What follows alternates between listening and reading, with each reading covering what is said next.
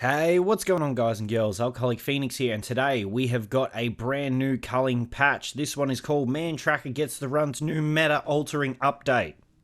So let's jump straight into it. We're going first with balance and gameplay changes. The lightning rounds are being retired temporarily, and they have changed these blogs to have dev comments, which is so much better because it actually gives some insight into why they've changed certain things. Dev comments, lightning rounds proved to be immensely popular. We're taking them offline for maintenance, but we expect that they will be back eventually with some new twists. The long shot perk now grants bonus damage to targets beyond 35 meters, previously set to 30 meters, despite UI text stating 40 meters. Dev comments, long shot has been set to 30 meters since prior to early access launch, but we failed to realize that until it was pointed out by the community after the last patch.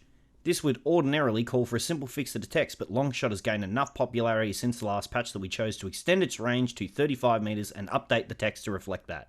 Mangler and submission after the great submission meta of the last patch have been reduced to 80% bonus stamina damage, down from 100%. Dev comments, Mangler and submission skyrocketed in popularity after the last update, so a small adjustment is in order. Crafted Hatchet Expose and Crafted Cudgel Cripple wound intensity has been reduced to 1 star. Dev comments, a previous effort to improve the popularity of axes and bludgeons included a step up to tier 2 wound intensity for the crafted versions. Cripple and Expose are now powerful enough that the base level wounds are appropriate for the crafted weapons. The Regenerator perk has been increased to 1 hit point per 4 seconds from 1 per 5 seconds. Dev comments, Regenerator is one of our least utilised perks. We are hesitant to give it a major boost, but we hope a moderate buff will make it appealing at least to certain playstyles. Also, there was some chatter that the Regenerator perk was not working during combat. I have not been able to confirm that, but just keep it in mind. The bow has copped, in some ways, another nerf. The bow ammo capacity is now 18 arrows, down from 24 arrows. Dev comments, we've heard several calls from the community that arrows are in too much supply, especially at the end of matches, so we've reduced max ammo that can be carried, which should allow for more wrinkles in ranged gameplay. Dig Deep now restores 20 health when taking fatal damage from 25. Dev comments, the buff Dig Deep received with the last patch skyrocketed in popularity to the top of the perk list, so we're bringing it down a notch. I think they should just remove it, but that is my opinion. One of the big changes, Man Tracker can be used while moving without requiring the Man Tracker perk. Dev comments, feedback from users is that the Man Tracker is unintuitive to use when it requires the user to be stationary, so we've removed that requirement. Now we're moving on to the big stuff, the Weapon Damage Rebalance Pass. Dev comments, we have long wrestled with the challenge of how to provide significant variety across melee weapon types and individual weapons and still achieve a state of overall balance. What we've learned through multiple iterations and experiments is that pure DPS is king when it comes to players. Weapon choice, even the mighty cripple wound on a bludgeon cannot compete with the raw damage dealt by its axe counterpart.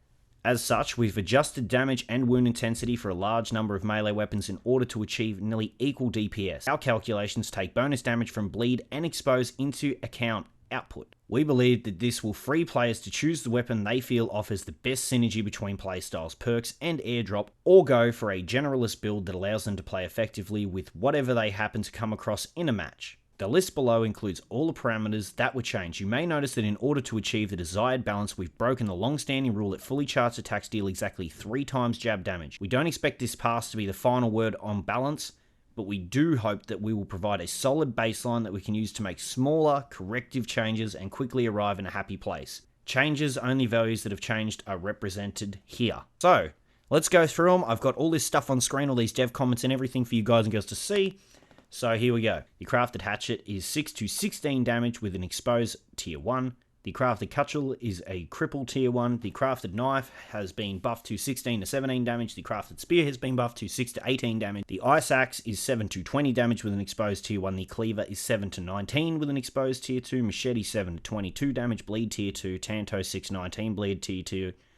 Javelin 7 to 22 damage, Tomahawk 7 to 21 damage with an exposed tier 2, Bowie Knife 7 to 23 damage, Kukri 8 to 24, Saber 7 to 23, Tactical Machete 824, Survival Spear 927, Fireman's Axe 925, Katana 926, and Trident 10 and 30. Something I've noticed from watching some gameplay, the Sledgehammer kicks shit in at still 11 to 33 damage with a Cripple 3.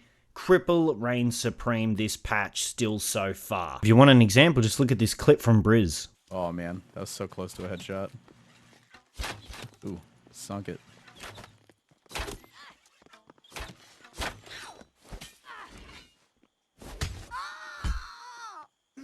Any last words? Fine.